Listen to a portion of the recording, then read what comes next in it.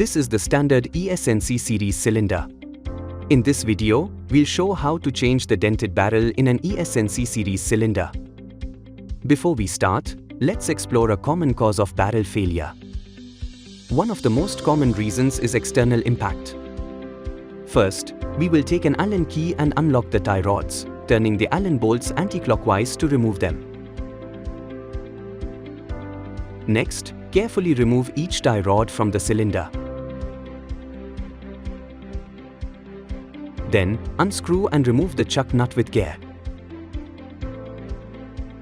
Gently detach the front cup, ensuring no components are damaged.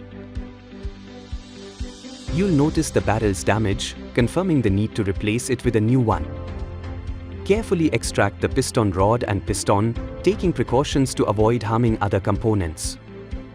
Proceed to remove the damaged barrel with precision to protect surrounding parts. Now, install the new barrel by putting it securely into place. It's time to reassemble the front cup. Ensuring the ports are perfectly aligned for proper function. Lightly tap the assembly with a hammer to secure the bolts in place.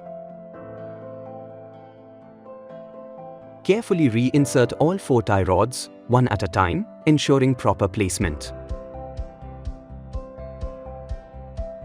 Next, securely fasten the chuck nut back into position.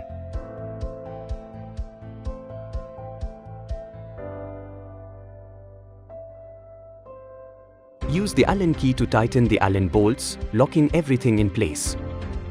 Your ESNC Series cylinder is now fully restored and ready for use.